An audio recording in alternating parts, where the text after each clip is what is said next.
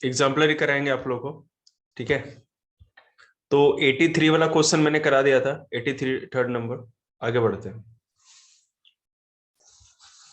देखिए ये तो क्लियर है कि अ नंबर विद 4, स्क्रीन पे दिख रहा होगा आप लोगों को, a number with 4 or more digit is divisible by 8 if the number formed by the last 3 digit is divisible by 8। बिल्कुल ट्रू है। 4 इसमें ये कॉन्सेप्ट भी है, और वो क्या है, क्या जतिन कुमार को हो गया भाई, लास्ट के 3 डिजिट, ठीक है। 8 की डिविजिबिलिटी क्या होती है, अगर किसी भी नंबर के लास्ट के 3 डिजिट्स अगर 8 से डिवाइड होते हैं तो पूरा नंबर भी 8 से डिवाइड होता है। Suppose that as per the rule of divisibility test ये 8 की डिविजिबिलिटी रूल होती है, इसलिए इसमें कोई दिक्कत नहीं है।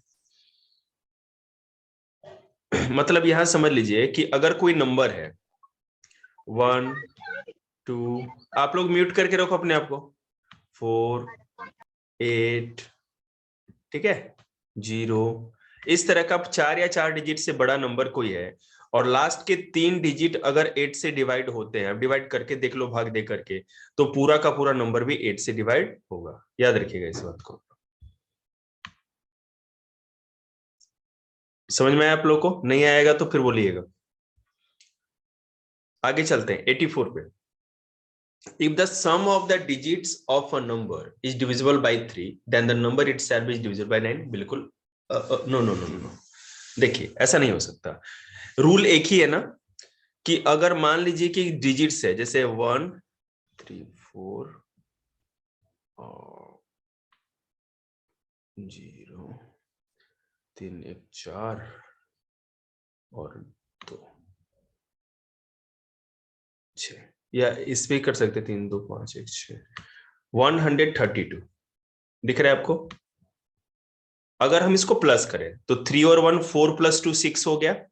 अब अगर ये 6 हो गया है तो 3 से डिवाइड होगा, क्योंकि 3 की डिविजिबिलिटी क्या होती है, सारे नंबर को प्लस करके देखते हैं। लेकिन 9 से तो नहीं होगा ना, क्योंकि 1 3 प्लस 1 4 2 6, 6 तो 9 के टेबल में आता ही नहीं, तो कोई जरूरी नहीं कि जो नंबर 3 से डिवाइड होता हो वो 9 से भी हो, इसीलिए फॉल्स है। हाँ लेकिन अगर ऐसा हो कि 1 है 8 है, 8 1 9 हो गया, 0, ये भी देख सकते हैं। 180 ये 3 से भी जाएगा और 9 से भी जाएगा, क्योंकि 8 और 1 9 होता है, ठीक है। तो 9 तो 9 के टेबल में आता है, और 8 और 1 9 जो होता है 3 के टेबल में भी आता है, इसलिए हो सकता है। 0 को प्लस करने पर तो कुछ मतलब है नहीं उसका। नहीं समझ में आएगा तो बोलना आप लोग, ठीक है, और समझ में आ रहा है तो फिर मैं आगे बढ़ू। 85 all numbers which are divisible by 4 may not be divisible by 8, ठीक है। एक सेकेंड लग जाएगा, गिव मी 1 मिनट। आगे देखते हैं। All numbers which are divisible by 4 may not be divisible by 8, बिल्कुल सही। सारे नंबर जो 4 से डिवाइड होते हैं वो 8 से नहीं होंगे, बिल्कुल। अगर आप 20 देखो तो 24 के टेबल में आता है, लेकिन 8 के टेबल में नहीं आता है, सिंपल सी बात है। The highest common factor of 2 or more number is greater than their lowest common multiple, ठीक है। The highest common factor of 2, highest common factor मतलब एचसीएफ, ठीक है, वो बड़ा होगा लोवेस्ट कॉमन फैक्टर से, lowest common multiple sorry, LCM से बड़ा होगा। ये फॉल्स है, बिल्कुल ऐसा नहीं हो सकता। अब आप देख सकते हो 2 और मोर नंबर्स, अगर किसी भी दो नंबरों का आप एचसीएफ निकालो, ठीक है, मैं यहां ड्रॉ करके ज्यादा आपको नहीं दिखा पाऊंगा, ये आप लोग खुद से कर लेना, ठीक है। तो उन दोनों का एचसीएफ जो होगा वो उन दोनों नंबरों के एलसीएम से कभी भी बड़ा हो ही नहीं सकता। क्योंकि देखो मैं आपको थोड़ा सा करके दिखाऊं, अगर 4 और 8 दो अलग नंबर है, इसका अगर आप एलसीएम निकाल लेंगे तो ये सारे नंबर इस तरह मल्टीप्लाई करके आप लिखते हैं, और वही 4 अलग होगा, एचसीएफ इसी तरह होता है ना, और 8 अलग होगा, और इनका जो कॉमन फैक्टर होता है उसको मिला करके हम लोग फिर मल्टीपल करके लिखते हैं, मल्टीप्लाई करके। तो ये तो कभी भी एचसीएफ तो छोटा ही होगा ना एलसीएम से, ठीक है, तो ऐसा हो ही नहीं सकता। सर दोबारा बताना। कोई भी दो नंबर अगर आप लो, जैसे 4 और 8 लिया, आपने इन दोनों का एचसीएफ निकाला, ठीक है, तो एचसीएफ आपको पता है, अलग अलग करके जो कॉमन फैक्टर होते हैं उसको लेकर के हम लोग लिख के मल्टीप्लाई करके लिखते हैं। और लो एलसीएम में क्या होता है, दोनों को एक ही ब्रैकेट में रखते हैं फैक्टराइजेशन में, और ये सारे नंबर जो आते हैं इधर वाले मल्टीप्लाई करके लिखते हैं। तो हमेशा एलसीएम बड़ा होगा दो नंबरों का, एचसीएफ छोटा होगा। और क्वेश्चन में क्या कह रखा है कि एचसीएफ दो नंबरों का एलसीएम से बड़ा होगा, इसीलिए फॉल्स है।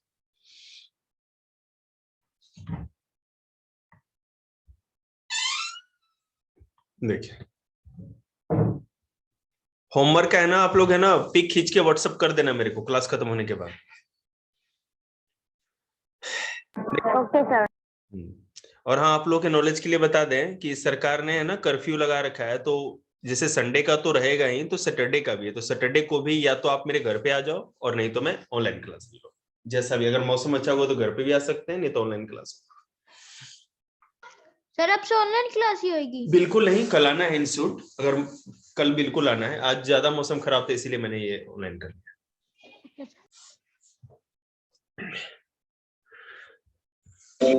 देखिए 87 क्वेश्चन है कि एलसीएम ऑफ टू और more numbers is divisible by their HCF. LCM of two और more number is divisible by their HCF. ठीक है, कैसे होगा ये देखते हैं। As per the rule LCM of two और more number is divisible by their HCF, बिल्कुल होगा। अब जैसे मान लो कि आप 4 और 8 का एलसीएम निकालते हैं, तो क्या होगा देखते हैं। 2 से करेंगे, 2 2 जा 4, 2 4 जा 8, ठीक है, 2 1 जा 2, 2 2 जा 4, ठीक है। तो 2 2 जा 4, 2 जा 8, 8 इसका एलसीएम हो गया।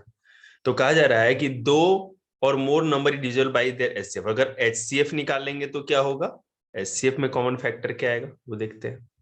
8 इसका एचसीएफ, हमने एलसीएम निकाला है। अब अगर एचसीएफ निकालेंगे तो अलग अलग निकालेंगे ना, निकाल के देखते हैं।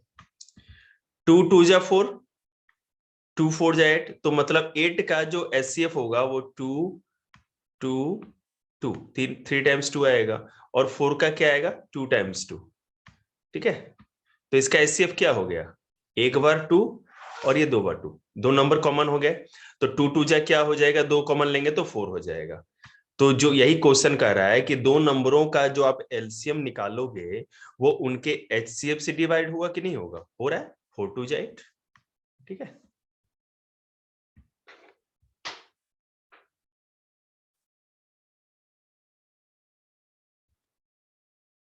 देखिए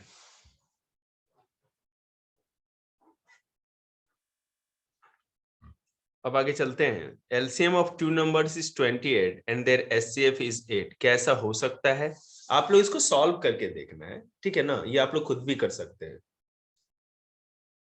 अब देखो LCM of two number is 28 and their HCF is 8, क्या पॉसिबल है, बिल्कुल भी नहीं, क्योंकि 28 को ये कब पॉसिबल होगा मैं तब बता दूं आपको। जो एचसीएफ दिया हुआ रहेगा, अगर दिए हुए एलसीएम को वो कट कर देता है, डिवाइड कर देता है, मतलब 828 को पूरा पूरा डिवाइड कर देगा, तभी हम मानेंगे कि किसी दो नंबरों का ये एलसीएम था तो ये उसका एचसीएफ है। लेकिन 828 को डिवाइड नहीं कर पाता, इसलिए ये इसका एचसीएफ नहीं हो सकता। ओके, आगे चलिए।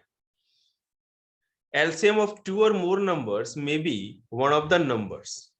एलसीएम ऑफ टू और मोर नंबर, दो या दो से अधिक नंबरों का जो एलसीएम होगा, मे be one of the number, वो उन नंबरों में से एक होगा, बिल्कुल सही। जैसे कि अगर टू नंबर 2 और 4 को मानेंगे तो एलसीएम 2 एंड 4 का क्या होगा, 4 ही होगा। इन दोनों में से कोई ना कोई तो एक आएगा ही, 2 और 4, ठीक है। इन दो नंबरों का अगर हम एलसीएम निकालते हैं तो आपको पता है ना, 2 1 जा 2, 2 2 जा 4, 4 आ रहा है। इन दोनों नंबरों का एलसीएम 4 आ रहा है, तो ये है ना, दो नंबरों का एलसीएम दोनों में से कोई ना कोई एक होगा, 4 हो गया, क्लियर। ये समझ रहे ना, 2 2 जा 4 हो जाएगा, तो 2 को 2 से गुना करेंगे तो 4 ही एलसीएम आंसर आएगा इसका।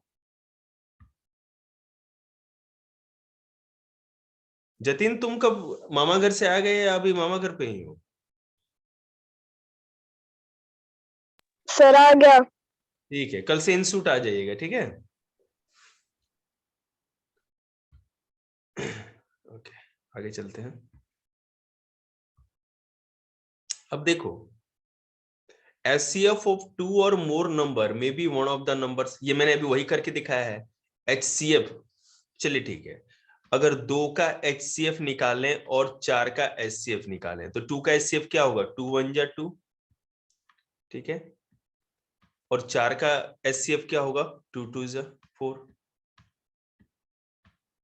तो दो नंबरों का जब हमने HCF निकाला तो कॉमन क्या हो गया? इसमें भी 2 है और इसमें भी 2, तो 1 टाइम्स 2, इसका आंसर HCF 2 हो जाएगा।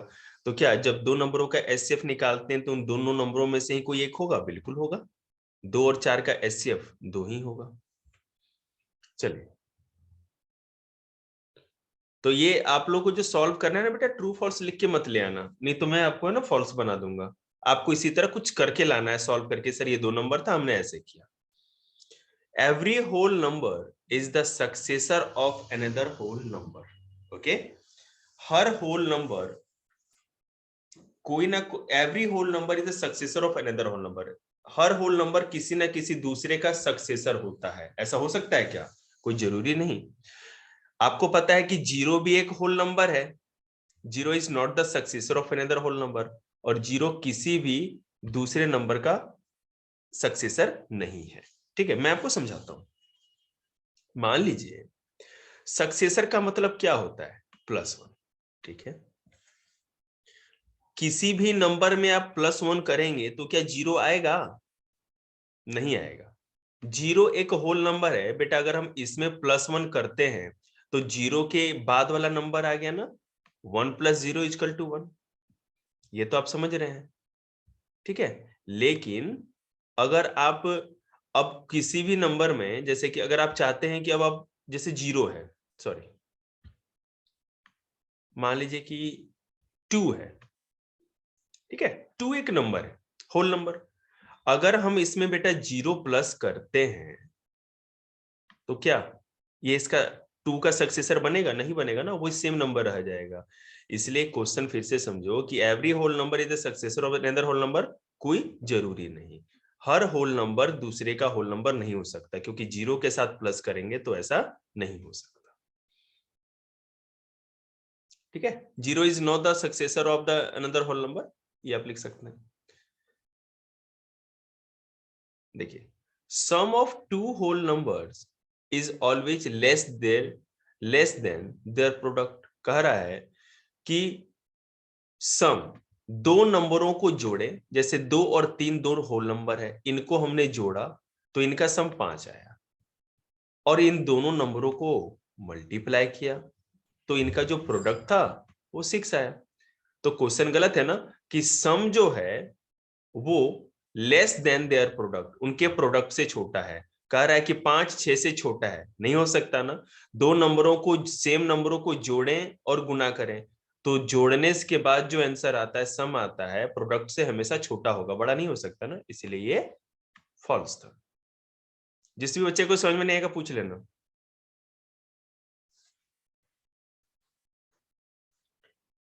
If the sum of two distinct whole number is odd, ठीक है, if the sum of two distinct whole number is odd, then their difference also must be odd. अच्छी बात है, देखते हैं।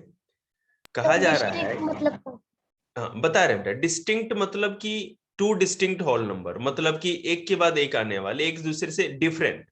डिस्टिंक्ट मतलब अलग अलग, डिफरेंट। डिस्टिंक्ट मतलब कि अलग अलग। दो होल नंबर आपके पास हैं और वो भी होल नंबर इज ऑड, तो बेटा दो भी, sorry, consider the two odd number 2 and 5। 2 and 5 odd number, हाँ बिल्कुल ठीक है, 2 भी ऑड नंबर है। नहीं ऑड कैसे हुए, इवन है ना, ये कैसे गलत कर रखा है इन्होंने। एक सेकंड मेरे को देखने दो जरा। और then their difference also must be odd.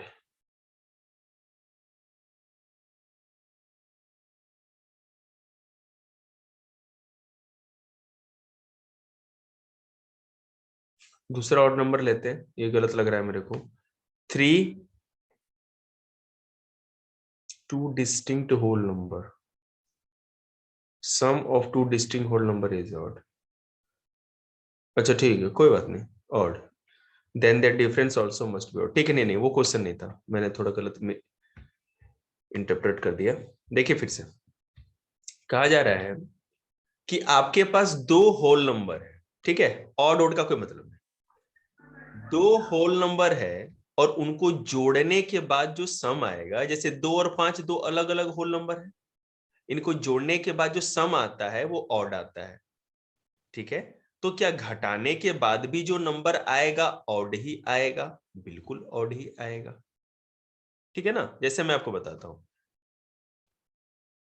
8 plus 3, देखिए 8 प्लस 3 करेंगे तो हमारा क्या आंसर आएगा? 11, ठीक है, ऑड आ गया। अगर हम 8 माइनस 3 करेंगे तो क्या आएगा? 5, वो भी ऑड है। तो मतलब अगर दो अलग अलग होल नंबर है, मतलब एक ऑड और एक इवन होगा, याद रखना। दो अलग अलग होल नंबर का मतलब है एक नंबर अगर इवन है तो दूसरा ऑड। देख रहे हैं, 2 यहां इवन है तो 5 ऑड नंबर है, ठीक है। तो ऑड और इवन नंबर को प्लस करेंगे, अलग अलग होल नंबर को प्लस करेंगे तो उसका जो सम होगा वो ऑड आएगा, और उसी तरह माइनस करेंगे तो डिफरेंस भी हमारा क्या होगा? ऑड ही आएगा, ठीक है। इसलिए ट्रू है। किसको समझ में नहीं आया बताओ, आया समझ में आप लोग को? Yes sir. ओके, नहीं आएगा तो यस बताइए। सर। Yes sir sir. कुछ बार मैसेज कर रहा है। क्या कुछ कर रहा है? सर मैसेज कर रहा है। नहीं बेटे, मैसेज मत करो, सीधे आप हमसे बात करो ना, क्या बात करनी है, कोई मैंने म्यूट थोड़ी किया है। चलिए, सर एक बार फिर से समझा दो। हाँ बस आप इतना बोल दीजिए, मैंने फिर से समझा दिया, क्या दिक्कत है। देखिए कहा जा रहा है कि आपके पास दो अलग अलग होल नंबर है। डिस्टिंक्ट होल नंबर का मतलब हो गया कि एक होल नंबर अगर मान लो कि इवन है तो दूसरा ऑड होगा, ठीक है। तो ये दो अलग अलग टाइप के होल नंबर हो गए, हमने इनको प्लस किया। कहा जा रहा है कि अगर दो अलग अलग टाइप के होल नंबर, इट मींस एक ऑड और एक इवन को प्लस करेंगे तो आंसर ऑड आता है। तो क्या माइनस करने पर भी आंसर कोई ऑड ही नंबर आएगा? बिल्कुल, देखो 3 भी ऑड है और 7 पहले ऑड आया ही था।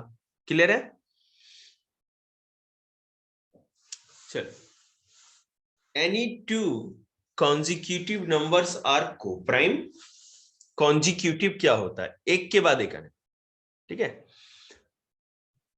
मैंने उस दिन बताया था, क्या दो कॉन्जिक्यूटिव नंबर कोप्राइम हो सकते हैं? देखते हैं। Coprime number is a set of number और integer which have only one as their common fact. Coprime कौन से होते हैं? जिनका केवल वन ही कॉमन फैक्टर होता है, ठीक है। So their highest common factor will be one, तो एचसीएफ केवल वन ही होगा। Coprime number are also known as relatively prime और mutually prime numbers. It is important that there should be two number in order to form coprime. देखिए मैं आपको समझाता हूं। प्राइम नंबर तो आपको पता है जो खुद से कटते हैं, अपने आप से कटते हैं। अगर मैं बोलूं कि 3 और 5, ठीक है, 3 और 5 प्राइम नंबर है, तो प्राइम नंबर के साथ साथ को प्राइम नंबर भी तो है, को प्राइम भी है, क्योंकि ये पेयर बना रहा है। उसी तरह बेटा 5 और 7 ये भी को प्राइम है, ठीक है। को प्राइम इसलिए क्योंकि इसके बीच में अब कोई दूसरा प्राइम नंबर नहीं है। 3 के बाद 4 आता है जो कि कंपोजिट नंबर है, प्राइम नंबर तो नहीं। तो 3 और 5 जो पेयर बनाएंगे को प्राइम है, 5 और 7 को प्राइम है, ठीक है। उसके बाद कौन सा होगा? 11 और 13 को प्राइम है। अब इसमें एक और भी बात कही जा रही है, एक और तरीके से हम इसको डिफाइन कर सकते हैं। वो क्या तरीका है कि मान लो कि आप 3 और 5 का एचसीएफ निकालो, तो बेटा इसमें क्या होगा? 3 1 जा 3, और तो किसी से कटता ही नहीं है, ठीक है। और 5 का क्या होगा, 5 1 जा 5, ये और किसी से नहीं कटता। तो इनका एचसीएफ में कॉमन फैक्टर क्या होगा, केवल 1। तो ऐसे दो नंबर जिनका कॉमन फैक्टर या एचसीएफ केवल 1 होता है, उसी को हम कोप्राइम नंबर कहते हैं, ठीक है। समझ में आया आप लोग को ये? सर फिर से बताना। ओके, देखिए, any two consecutive numbers, consecutive numbers मतलब एक के बाद एक आने वाले, आर कोप्राइम, बिल्कुल कोप्राइम होते हैं, क्योंकि उनके बीच का जो डिफरेंस होता है वो केवल 1 होता है, मतलब कि एचसीएफ भी केवल 1 आएगा। 3 और 5 कोप्राइम नंबर है, क्योंकि इन दोनों का जब एचसीएफ निकालते हैं, ऐसे एचसीएफ निकालते हैं ना हम लोग, देखा होगा आप लोगों ने इस तरह से, तो 3 1 जा 3 और 5 1 जा 5, तो एक साथ रखेंगे तो क्या होगा, 3 इंटू 1, और दूसरे क्या होगा, 5 इंटू 1। कॉमन क्या हो गया, दोनों में 1 1 आ रहा है ना, तो इसका एचसीएफ क्या हो गया, 1 ही हो गया, इसलिए ये कोप्राइम नंबर है। मतलब दो नंबर कंजुकेटिव नंबर्स कोप्राइम होंगे क्योंकि उनके बीच का जो कॉमन फैक्टर होता है केवल 1 ही होता है, ठीक है। और इसे पूरा डिफाइन करके लिखा हुआ भी है।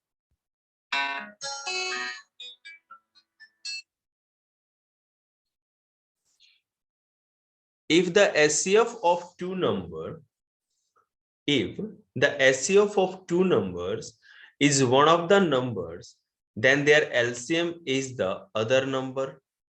ठीक है, चलो करके देखते हैं।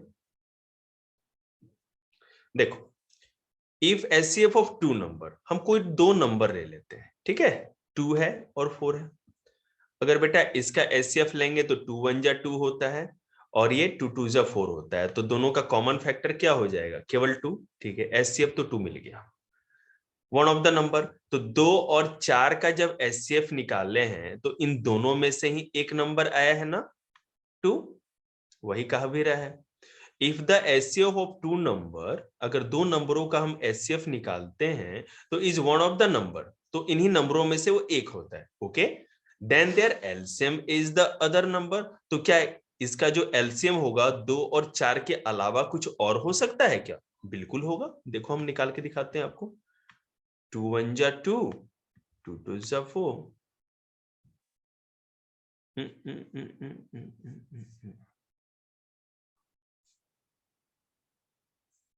ठीक है, इसमें तो सेम ही आ गया, 2 1 जा 2, 2 2 जा 4, 2 2 जा 4 हो जाएगा। लेकिन हाँ बिल्कुल, लेकिन जो एलसीएम होगा वो डिफरेंट होगा, बिल्कुल।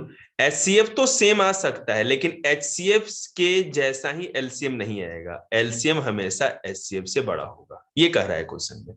Then their LCM is the other number, बिल्कुल। एचसीएफ अगर 2 हो रहा है तो एलसीएम भी 2 नहीं होगा, वो अलग होगा, 4 होगा। ठीक है, समझ में आया आप लोग को? नहीं समझ में आया तो वो रिपीट करो, मैं फिर से रिपीट करूंगा इसे। सर एक बार फिर से समझाना।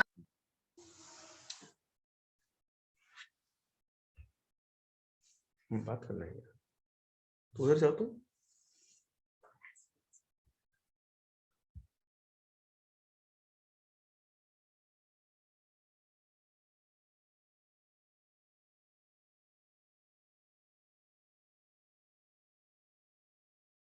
चलिए देखिए बेटा, फिर से मैं समझा रहा, अन्नदाता लोग ध्यान दीजिए।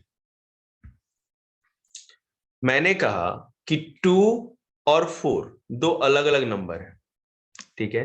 हमने इसका एचसीएफ निकाल एलसीएम निकाला, तो 2 1 जा 2, 2 2 जा 4, इसका आंसर क्या आ जाएगा मल्टीप्लाई करने के बाद, 2 1 जा 2, 2 2 जा 4, 4 इसका एलसीएम आएगा, ओके।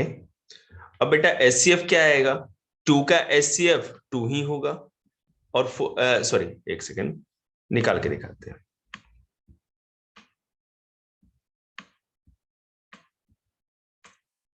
टू वन जा 2, टू टू जा 4। तो कॉमन फैक्टर क्या है, इसमें भी 2 है, इसमें भी 2 है, और इसमें 2 और इसमें 1 है, तो एक ही 2 कॉमन है ना, दोनों में से एक 2 को कॉमन निकालेंगे, वही उसका एचसीएफ हो जाएगा। तो क्वेश्चन ये कह रहा है कि अगर 2 नंबर आप लेते हो, उसका एचसीएफ निकालते हो, तो क्या जो एलसीएम निकालोगे वो भी एचसीएफ के जितना ही होगा, दोनों सेम होगा? बिल्कुल नहीं। देखिए, एक का एचसीएफ 2 आ रहा है और एलसीएम 4 आ रहा है, दोनों अलग अलग चीजें हैं। क्लियर है ना? Yes sir. Okay.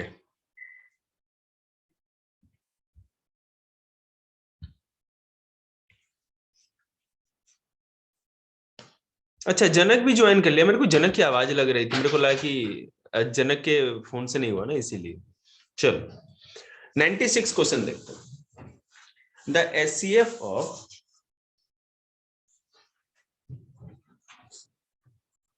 the HCF of two number is smaller than the smaller of the numbers। ठीक है, ये कहा जा रहा है कि अगर क्वेश्चन का आंसर क्वेश्चन में है, आप लोग जिस पैटर्न से मैं आपको समझा रहा हूं, आप इसको समझने की कोशिश करिए। लाइफ में यही अप्लाई करना है, क्योंकि किसी भी कंपटीशन में क्वेश्चन जो आएगा वो इसी तरह से आएगा। ठीक है, चल मैं आपको ये कह रहा हूं कि अगर 2 नंबर है, 2 क्या बेटा बोलो कुछ,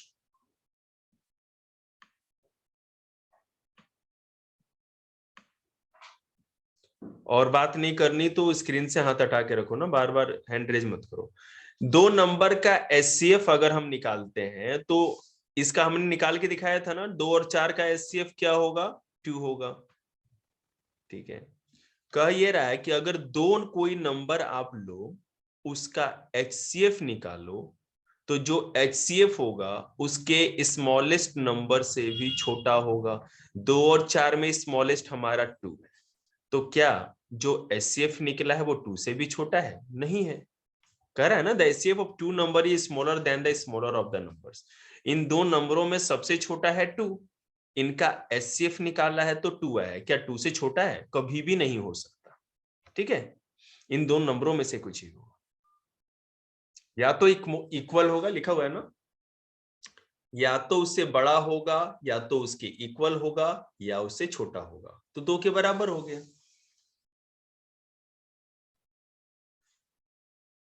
चलिए, the LCM of two number is greater than the larger of the number।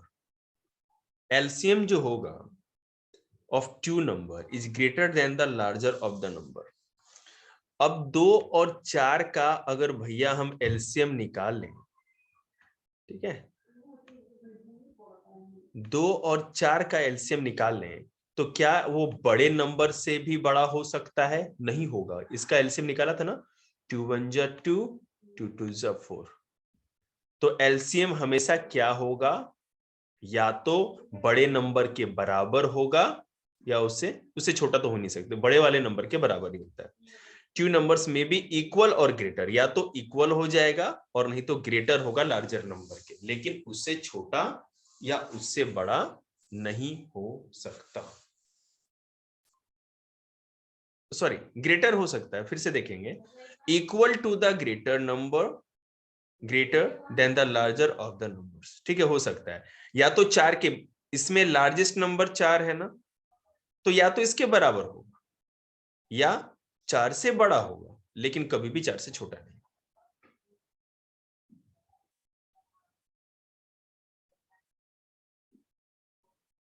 चलिए, अब ये मिलियन सिलियन वाले देख लेते हैं, 99 पे आ जाते हैं। 10 मिलियन कितना होता है? देखो, 10 million is equal to 1 crore. 1 million में 10 लाख होते हैं। ठीक है, तो 10 मिलियन का मतलब क्या हो गया, 10 इंटू 10, 100 लाख। और 100 लाख को इस तरह लिखते हैं, 100 लाख इजकल टू 1 करोड़। ठीक है, इसको इस तरह याद रखना है। 10 लाख इजकल टू कितने मिलियन, तो 1 मिलियन के बराबर होता है।